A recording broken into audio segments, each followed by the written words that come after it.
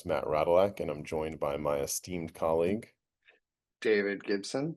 Thanks so much for joining us for another episode of State of Cybercrime. We're going to talk a lot about supply chain attacks today. We're also going to go through a number of our typical segments. Let's get into it with Is there any good news? In cybersecurity, things There it are is. all doom and gloom. And so we always like to start the show with our first segment, Is there any good news? As there often is a lot of good things to say, especially when it comes to law enforcement. So what's going on, David, with Scattered Spider? Do we have an update? Have there been some arrests made? Yeah, more than that, actually. Florida man Noah Michael Urban has pled guilty to charges of wire fraud and aggravated identity theft. And these are things that were associated with Scattered Spider, and they're associated with Shiny Hunters, Lapsus. Basically, a lot of cybercrime, a lot of SIM swapping, a lot of social engineering, stealing over 800K. $800,000. And what's interesting about this one, I thought, is he got 10 years in jail plus 3 years of supervision when the prosecutors had only asked for 8 years. And so why is that? Well, some people think that it was because during the trial, one of the magistrates' passwords got compromised by a social engineering attack, and the indictment of Noah Michael Urban was stolen, presumably by a co-defendant. So the trial had some cyber drama. I think the moral of the story is the good news that some bad actors are no longer out on the streets, but are in cyberland. But some interesting stuff with that story. Yeah, and an Interpol operation that was named the African Joint Operation Against Cybercrime, aka Operation Serengeti 2.0, which aimed to take down cybercriminals behind phishing attacks, fraud, and business email compromise against nearly 9,000 victims, was successful. There were over 14 participating countries across Africa and the United Kingdom, and this operation led to the arrest of more than 1,200 cybercriminals and the seizing of more than 97, almost $100 million and 12,000 different domains. So yet another win for a coalition of law enforcement. Yay. Now, David, you were real excited to talk about this fake ID app. What's going on here? Anything that makes me remember McLovin is fun. But the FBI and Dutch police have shut down a fake ID operation called Verifools. And this was, I guess, an online service where you can upload a photo, some details like your name, write the fake address, and then get a fake ID.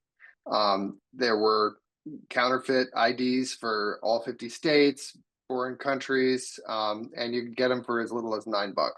And they made looks like about almost $6.5 million on this. So that's a lot of fake IDs. But at any rate, they took down the domain and the servers, as well as seizing 4 kegs of Heineken. And they are now on the hunt for admins and users of the service. And I'm guessing that some of the users might be easy to find based on the photos that are in the servers. But at any rate, going to be a little harder to get a fake ID now. At least from that website. Yep. Well, now we'll jump onto our newest segment, AI Vey, that'll surely leave you saying AI Vey as we all prepare for the eventual demise to our robot overlords. All Now, loving that. are you McLovin it though? An AI coding assistant from Replit had a pretty bad day last month. What happened was it wiped a production database, and it actually ended up realizing the predicament that it was in, and as a result of it, created thousands of fictional users to try to conceal its error. Now, with the rise of AI coding tools, there's also quite a bit of scrutiny about them. And I wonder, David, are we going to see more of this before we see less of it? And also, like, is AI being self-aware enough to issue a cover-up? Is this something we should be moving to, like, classifying it as hallucination? Like, what type of AI bug is this when it tries to cover up its own tracks? I, I'm sorry, I can't talk about that, Dave. It's gonna it's gonna be a little. I agree. I think in some of these next stories are equally as frightening. Yeah, so what's going on with cloud AI? So Claude, Oh, um, Cloud. Is this Claude the code. tomato tomato question? Yeah. um, Claude code, by the way, if you haven't tried it, it's pretty amazing. When used for good, when used for not so good, or when used for evil, it's pretty frightening. There was a large scale data theft and extortion campaign using Claude code. Uh, Sophisticated operation tracked as GTG 2002, where the threat actors were using Claude to actually perform the attacks. Um, they Claude Code has something called an MD file, which is basically a configuration file, and they edited this to kind of help expedite Claude's ability to recommend target selection for cyber attacks, ransom note crafting, how much money should we ask for. It's kind of called vibe hacking. And it took a little while for Anthropic to notice, but they have now taken steps that took down, killed the attackers' accounts, and have taken more steps to prevent this kind of breach in the future. But I definitely think, this is something that either whether it's Claude or another AI or one that you can download and jailbreak, I think we should expect more about this. And I actually asked Claude to write me a haiku about this attack. Took 2 tries to get the syllables right, but it came up with digital thieves strike, AI turned weapon of theft, silicon betrayed. So I think if the code is as good as the haiku, I don't know. Maybe we have a little Well, time left. that haiku is definitely a vibe. I'll leave it at that. Yes, I think I should we coin the term vibe haikuing? Yeah, maybe Yeah, so. And we should cool. also talk a little bit about ClickFix. ClickFix is a pretty new, fairly novel social engineering ruse. And a ClickFix attack is where the attacker will display an error message or a call to action that ultimately instructs the target of the ruse to execute some sort of self-sabotaging command. And why we're talking about this is researchers from an organization called CloudSec found that ClickFix could be used in AI summaries in order to deliver ransomware. So small little tricks like white on white text or zero with characters, microscopic font sizes, off-screen text positioning, all could be used in order to hide malicious code. Then when this code was pasted repeatedly, it would overload AI models that view that content so that the summary itself would be prioritized in AI summaries. So the payload would ultimately show up in the AI summary. And because a lot of users ultimately trust those AI summaries, they would Right. follow them without any scrutiny.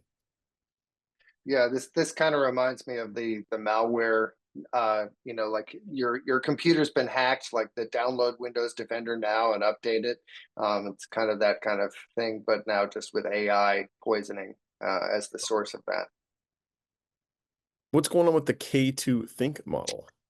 So K2 Think is a new model developed in UAE, and it was hyped up quite a bit, kind of like DeepSeek.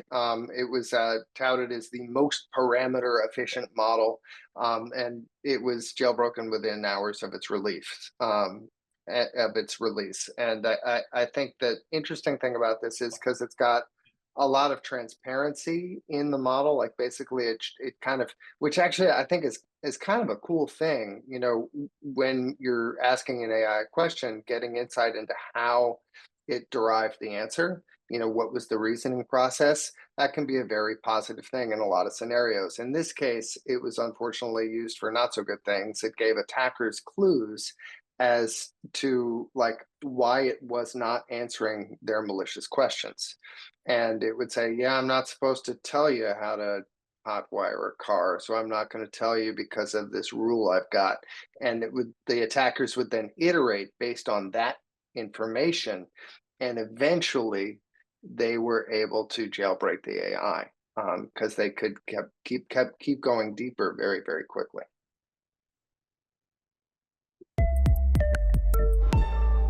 Talk about a few vulnerabilities. Starting with SAP NetWeaver. So SAP released a number of fixes to vulnerabilities in NetWeaver. For those of you not familiar, NetWeaver is the underlying stack that many SA applications run on. And these vulnerabilities could lead to remote code execution and arbitrary file uploads. SAP is urging the community to patch that. CVE 2025-42944 is a deserialization flaw that allows unauthenticated operating systems commands to run. CV 2025-42922 and allows arbitrary files to be uploaded by non-administrative users in the NetWeaver Java suite inside of SAP NetWeaver. And there's also missing authentication checks in an IBM series system that allows for privilege access and data manipulation. That's CVE 2025-42958. An input validation flaw that allows for the deletion of database content via the ABAP module, CVE 2025-42916, and a previously patched vulnerability that reappeared, CVE 2025-42957, is also under active exploitation. So quite a bunch of high severity vulnerabilities in NetWeaver that you should be aware of. Wow. And lots of people use SAP, and a lot of people use something called Sitecore as well. Looks like about 19,000 enterprises or customers worldwide.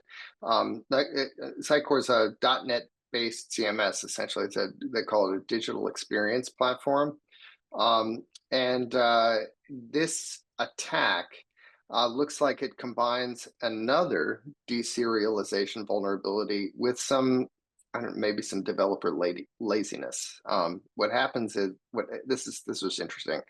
In the documentation for Sitecore, they kind of had some sample machine keys. And machine keys, by the way, are things that Sitecore uses to sign view state fields and also encrypt data.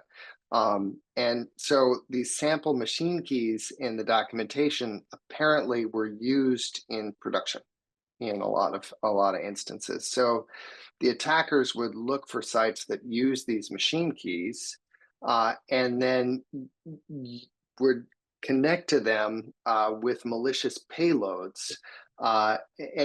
Connect to them to put malicious payloads that they crafted into these view state fields. And then when the Sitecore processed these view state fields that were malicious, it exploited this deserialization flaw, which ultimately ended up in a remote code execution. So this vulnerability is now being exploited in the wild.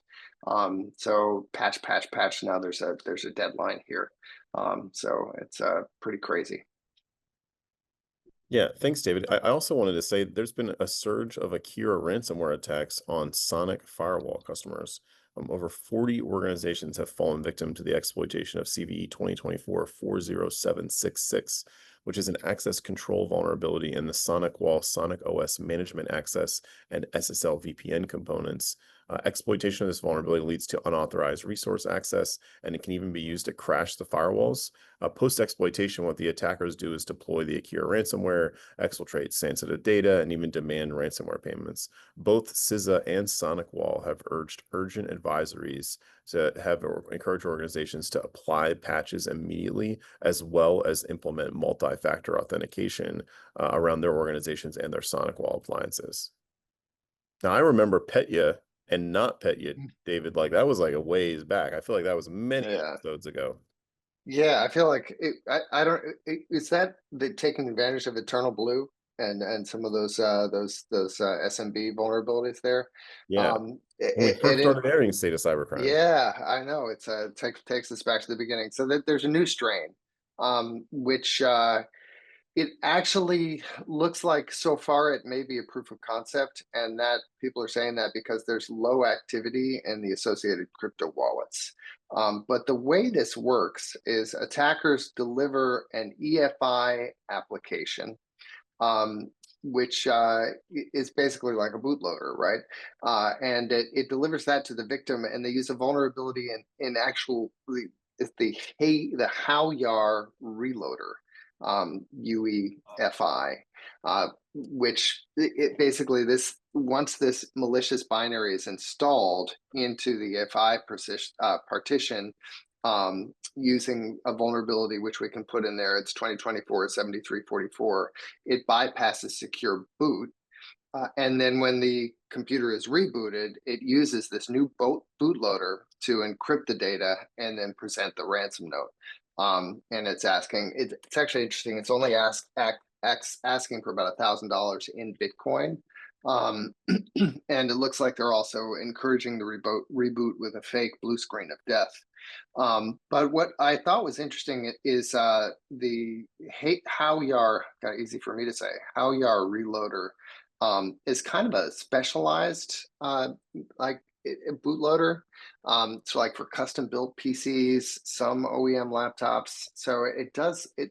I'm curious what the Like target the is scope here. is really pretty limited. Yeah. Yeah, it looks like this. I mean, did somebody just get careless and get discovered here when they before they were really ready to use this on the intended target? I don't know.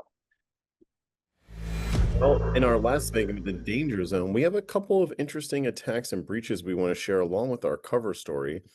First one was, two Land Rover Jaguar plants in the UK had their production suspended during a cyber attack in late August, early September. In order to minimize the impact of the attack, both IT and operational systems were shut down, while the National Crime Agency, for those of you not familiar with that, those were who were investigating, the National UK agency involved in investigating the attacks on UK retailers this year, were brought in order to assist with the investigation. Now, Jaguar Land Rover is saying that there is no evidence of customer data theft, but the production of vehicles was and their retail environments were heavily affected by the attacks. What's going on with GitHub? This one was actually pretty scary. So this is a campaign called Ghost Action, which affects GitHub workflows. Now, GitHub workflows are used to automate CI/CD tasks, right? So they build, test, deploy, notify, things like that. It's really automating a lot of the development process. And these workflows can be customized. They're just YAML files. And this campaign, shocker, started with a compromised account. It was a compromised GitHub account that had access to a lot of repositories. In fact, this account, I think they maintained NPM, Docker Hub, a lot of packages that are used downstream. And the attacker then created or modified existing workflows that did bad things like harvest tokens and send them to the attacker controlled website. Like, in fact, it looks like they exfiltrated over 3,300 secrets, targeting like 327 GitHub users, 817 repositories. All as it flowed down. And I think the there are a lot of damage here. Several companies had their entire portfolio compromised, right, with malicious workflows affecting Python, Rust, JavaScript, and Go repos. So I think that if you're using workflows, check the workflows. You got to look at the integrity there. Also, got to keep an eye out for secrets and tokens. And there's some other mitigation, steps that Yeah, that are out there that untrusted pull definitely need to request, be but I mean considered. that's like the basics of running a repo, right? Yeah. Yeah. So let's talk a little bit about sales loft and drift. Now, this one's pretty interesting. In a campaign deemed sales drift, hackers broke into sales loft in order to steal OAuth tokens from drift and use them to exfiltrate data from apps like Salesforce. Victims include companies like Palo Alto, Cloudflare, Zscaler, BeyondTrust, Qualys, and others. Now, the attack initially started with a breach of SalesLoft in March of this year, where OAuth tokens were later stolen in about late June and then ultimately used to carry out data theft in August 2025. For those who are not familiar with Drift, Drift is an AI chat bot platform that's used to connect SalesLoft to other solutions. And so attackers ultimately stole tokens for hundreds of third-party services like Slack, Google Workspace, AWS, Azure, OpenAI, enabling this like potential large scale compromise. Well, what this incident really underscores for me is overall supply chain risk and also the third party interconnectivity risk that exists inside of enterprise SaaS environments. And it really draws attention towards that in interconnected breaches. Because when you think about like, and David and I have talked about this a lot in the past, if you break into someone's workstation, there are a lot of tokens likely in their browser or in memory on their computer that you can use in order to impersonate them in other apps. But if you break into the back end where all those OAuth tokens are stored for all those interconnected apps, well, now you've got like large scale administrative access and API access across multiple SaaS applications inside of a particular organization's environments. And then there's something, another supply chain attack, David, we wanted to talk about, and then I'm going to talk about a worm that's related to that. What's going on with NPM? And is this NPM like in the sales world new prospect meeting, or what kind of NPM are we talking about? Yes, all of our new prospects have been hacked. No, this is NPM at the Node Package Manager. Um, what happened is Quix, which was maintains a lot of packages, a lot of Node, NPM, JavaScript packages like Chalk and Debug and Color. Well, they got phished. And then this account, I'm noticing a trend here, was used to publish poison packages. And these packages were used mostly to kind of intercept and manipulate crypto transactions, like send crypto, to the attacker places. And it looks like this was noticed and taken down before tons of downloads. There could be an impact to this that we haven't seen yet, but it also looks like the attack could have been much, much worse. Again, this is a bit of a supply chain attack because all these libraries and packages get used in other projects. And I think it's starting to realize how vulnerable we can be if these upstream components get compromised. Now, in our last story, this one's rather interesting based on the name, at least for me, a new self-replicating worm called Shy Hulud. David, you're the Dune expert. Oh, You get come to weigh on, in on Shai Halud. Elude. Okay, this is why you're here, man. It's spreading its way through open source software packages, likely getting its name from the worms of Dune. It's pretty notable how fast it spread and stealed credentials, infected software components, all with pretty little input from the attacker. Organization called Reversing Labs said the first detection of this worm started just last week on the 15th.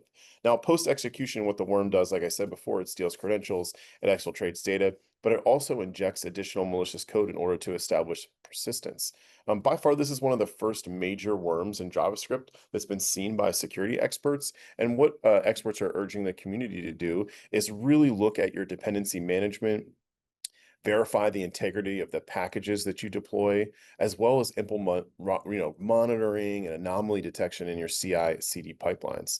So far, 40 packages have been compromised, impacting thousands of developers and projects. Wow. Yeah, it's and it looks like if we're reading, it looks like that it's kind of and counting, right? These numbers may be going up.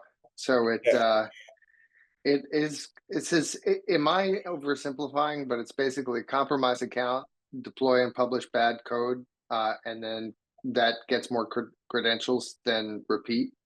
Is that Yes, and I, and the worm keeps going as it gets more credentials and finds more packages to infect with said credentials.